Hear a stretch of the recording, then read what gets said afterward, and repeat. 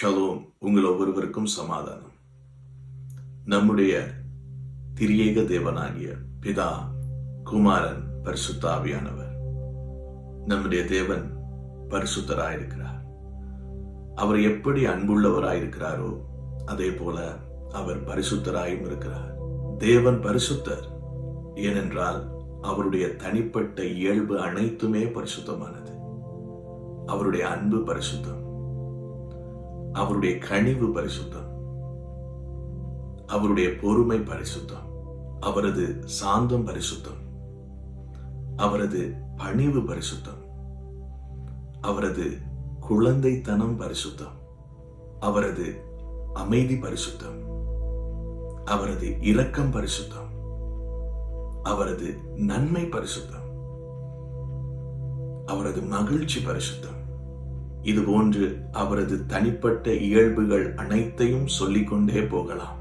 மதத்தின் அடிப்படையிலான கிறிஸ்தவத்தில் பரிசுத்தம் என்று பிரசங்கிக்கும் போது, பரிசுத்தம் என்று சொல்லும் பொழுது சட்ட ரீதியாக ஒழுக்கம் சார்ந்த விடயத்தை மாத்திரம், அதாவது தீமை செய்யாதிருப்பது மாத்திரம் பரிசுத்தம் என்று நினைக்கின்றனர்.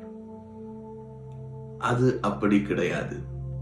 அப்படி என்றால் பல நாத்திகர்களும் பல மத கோட்பாடுகளை உடையவர்களும் நம்மை விட ஒழுக்கத்தில் மிகச் சிறந்தவர்களாக இருக்கின்றனர்.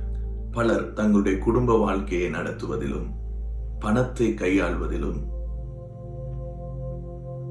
குணாதிசயங்களிலும், பிறரோடு பழகும் விதத்திலும், பொய்களை பேசாது உண்மையை பேசுவதிலும், முற்றும் துறந்த துறவர வாழ்க்கையிலும் இப்படியான ஒழுக்கத்தில் மிக சிறந்தவர்கள் இருக்கிறார்கள். ஆகையால் தீமை செய்யாது ஒழுக்கமாய் இருப்பது மாத்திரம் பரிசுத்தமா? அதை காட்டிலும் ஒன்று உண்டு. தீமை செய்யாது இருப்பது என்பது, ஒரு வீட்டை நாம் எடுத்துக்கொண்டோம் என்றால் அந்த வீட்டை கூட்டி சுத்தம் செய்து தூசிகளை தட்டி வைப்பது போன்றது. ஆனால் பிதாவின் நன்மையினால் வீட்டை நிரப்புவதுதான் பரிசுத்தம். உங்களுக்கு புரியும் என்று நான் நினைக்கிறேன். இப்பொழுது வீட்டை சுத்தம் செய்து வைப்பது மாத்திரமல்ல, வீட்டை நன்மையினால் நிரப்புவது, பிதாவின் நன்மையினால் நிரப்புவதுதான் பரிசுத்தத்தின் பரிபூரணமாயிருக்கிறது. அந்த நன்மைகளின் சிலவற்றை தான் நான் மேலே குறிப்பிட்டிருந்தேன்.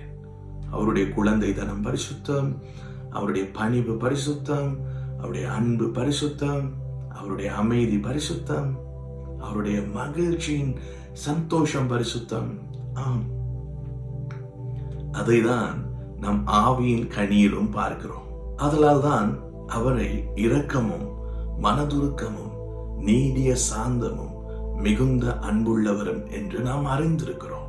பரிசுத்தம் என்பது பரிசுத்த ஆவியினால் நாம் நிரப்பப்பட்டு பிதாவின் ஆளுமை பண்புகளை வெளிப்படுத்தும் ஒரு தேவகுமாரனாய் வாழ்க்கையை தனக்குள்ளாயும் உள்ளும் புறமும் பிறரோடும் இயல்பின் ஆளுமையை கொண்டு வாழ்வதே ஆகும்.